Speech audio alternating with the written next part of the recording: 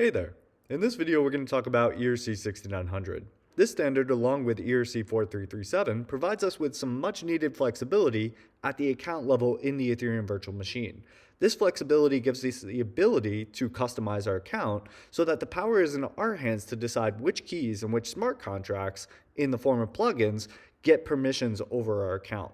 As you can imagine with this type of model, the security is paramount, and that, my friends, is what ERC-6900 is all about. Okay, so let's talk about ERC-6900, the modular account. So in previous videos on Account Abstraction, we talked about this idea that we can unlock new Web3 user experience. One example of that might be a user who comes into an application, they're already signed in, they click a button, and behind the scenes, a blockchain transaction occurs. This particular user, depending on the use case, may not even care that a blockchain transaction is occurring. They just may want to do some action on an application somewhere, right? So Account Abstraction unlocks this new user experience along with many other user experiences, but it also raises a number of questions. So some of these questions might be, do all of our users want to hold on to a key? And more importantly, do they want to secure a key, right? That is the big question. Securing a key is a difficult thing to do. If they do want to secure a key, what kind of key? Is it a key that we think of like in a browser wallet, like a MetaMask, or maybe a mobile wallet or a hardware wallet, or maybe something more familiar to a lot of users, a passkey on your phone? So where is that key stored? Do they want to store multiple keys for different purposes? So maybe a passkey is seen as something that's more convenient, whereas a hardware wallet is seen as more secure, and maybe your users want to be able to have both, one for recovery and one for just being able to sign something on the go. Should a key expire after some session period? So maybe they just want to be able to sign something, create a key with limited permissions so that they can keep clicking buttons in an application without having to re-authenticate every time. What is the recovery logic for this account? Should it be something where you have a family member or a friend help you recover the account? Maybe you have another device that helps you recover the account? What smart contracts should the account be able to respond to? So what about future smart contracts? Do we want to interact with smart contracts so that when smart contracts call into our account, we can respond? That is something that we can do with smart accounts. That's something that we're able to do, is integrate more deeply in the Ethereum virtual machine ecosystem. So with Web3 user experiences, there is no one size fits all, right? I talked about a lot of different trade-offs here, a lot of different questions that you might have, and really depending on the use case, you may have different preferences. So I wrote down some of my preferences that I might have according to some of the use cases that I like to think about in the Web3 ecosystem. So one of these use cases is a Web3 game.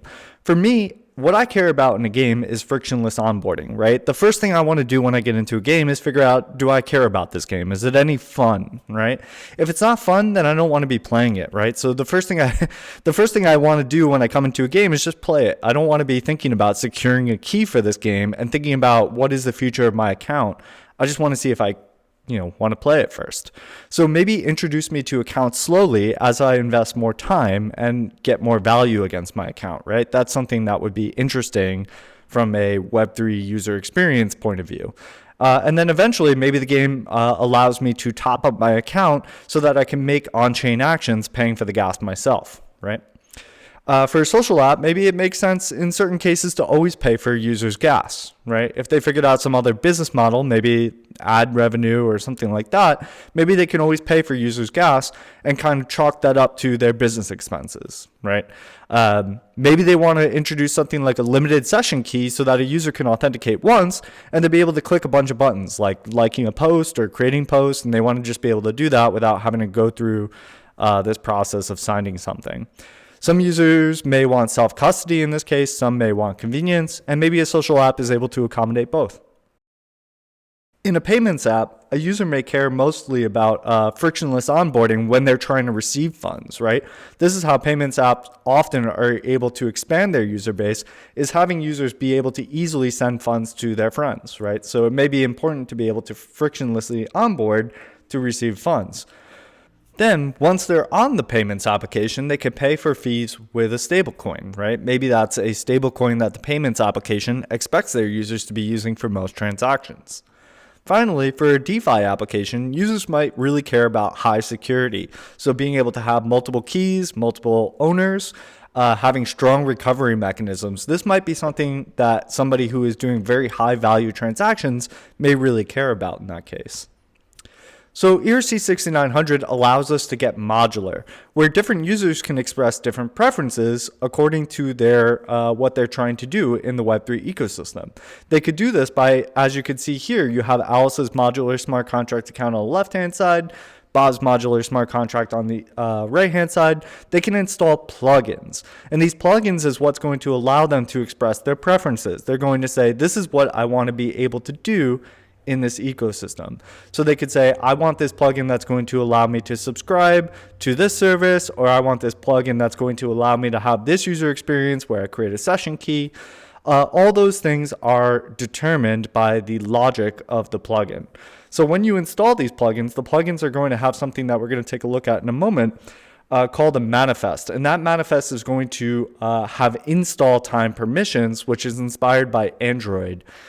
So this idea that you could take a plugin, be able to take a look at its manifest and understand what this plugin is trying to do against your account at the time of installation. So let's see what that looks like.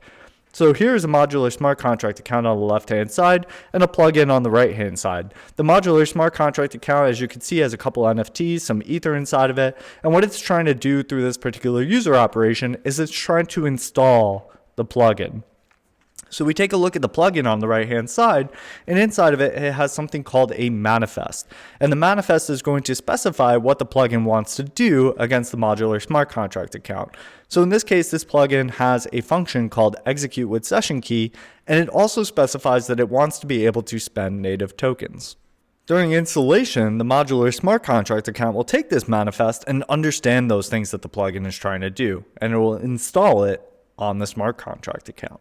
So that during execution, what we can do as a user is call in through a user operation saying, I want to execute this call with this session key, right? And then you could call out to the plugin, and the plugin is going to say, okay, I know how to do that. Call back into the Modular Smart Contract Account and specify these parameters, right? The Modular Smart Contract Account is going to say, this plugin is allowed to, against this smart contract account, spend this native Ether, and it's also able to make a call here based on the manifest permissions that we saw earlier. So session key UI might look like this, right? Where maybe the user has authenticated, they've created a session key, so now they just want to be able to pay their friends, right? You have a payments application where Linda, Robert, Mike, Liz, and Pat are all requesting funds from you.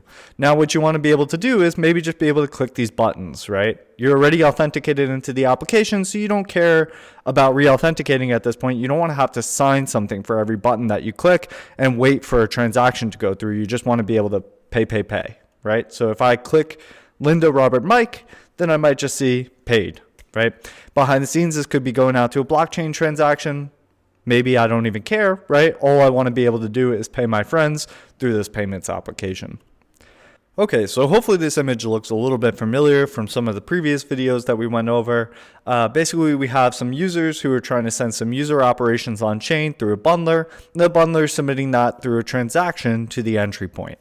Now we have a couple steps here, the high level steps, 1, 2, 3, 4, where the first thing it's going to do is it's going to call out to the account to validate each user operation from the entry point. The account is going to then call out to the plugin to validate as well. Then we might have a paymaster who might approve and go ahead and pay for this user operation. Then we might have the entry point call out to the account for the actual execution of that user operation. Then you can see we're calling out to the plugin in a couple different places, eventually making some state changes, and in step 4, calling back out to the paymaster as well. So certainly this image has gotten quite a bit more complicated since the last time we saw it. As we add in all of this plugin functionality, really what we're trying to do here at the end of the day is just make the state changes, right? That's what we care about. But we have to have this whole setup here in order to make this happen in a flexible way, so that our users can express their preferences and be able to get all the benefits of account abstraction. So this is getting really quite complicated, but what does it really open up for us once we get this picture in place? What it opens up for us potentially is this open ecosystem of plugins where we can install and uninstall plugins to our preferences as users, right? So as users, we may say we want to be able to use session keys, or we may want to be able to have subscriptions on the blockchain, and you can go install and uninstall these things as you will. For developers, you can create these plugins knowing that they can work with any ERC-6900 compliant Modular Smart Contract Account. So what this allows us to do as a user is build our own account, right? So maybe we have different security preferences for some of the different assets that we own inside of our account.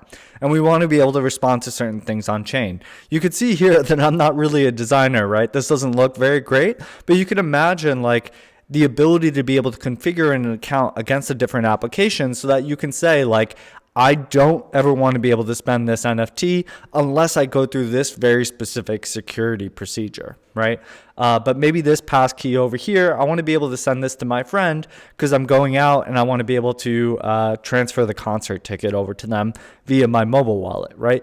These sorts of things allow you to sort of compartmentalize your account and be able to play around with some of the different security permissions. So as with any great standard, there are multiple implementations of ERC-6900. These two modular smart contract accounts from Circle and Alchemy are compliant with the standard. The great thing about having multiple implementations is that even though they are different implementations, the plugins are compatible with both. So as a plugin developer, you can create one plugin and be able to be compatible with all these different modular smart contract accounts. So it's an exciting time for developers in Web3. For Solidity developers, we encourage you to come contribute to the ERC-6900 standard or build a plugin. So you could check that out by going to the GitHub /ERC-6900. You could check out all the latest on ERC-6900 and also check out the Twitter to get the latest news. You can also check out the account kit to start using these modular smart contract accounts in your web applications today. So the V3 is out now. This is going to allow you to auto-generate interfaces against the plugin manifest that we talked about earlier. So you can check that out at accountkit.alchemy.com. And for Web3 developers, I challenge you to start thinking about what an account should look like, right? What kind of new developer tooling do we need to be able to accommodate these accounts, and what kind of new user experiences can we build? Because this is a brand new standard and there's so much room for innovation in this space, this is a really good opportunity to be thinking about what kind of new user experiences can we build and what does that enable. So I hope you're as excited as I am about this new standard. We'll be sending more resources your way to be able to start developing on this today.